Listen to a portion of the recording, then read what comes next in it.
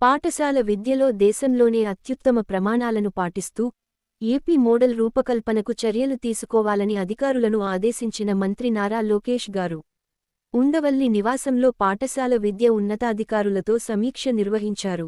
పాఠ్యాంశాల్లోనే కాకుండా sports, cultural ఈవెంట్స్లో కూడా విద్యార్థులను ప్రోత్సహించాలని, విద్యాప్రమాణాల మెరుగుదలకు పేరెంట్ టీచర్స్ సమావేశాలు నిర్వహించాలని సూచించారు.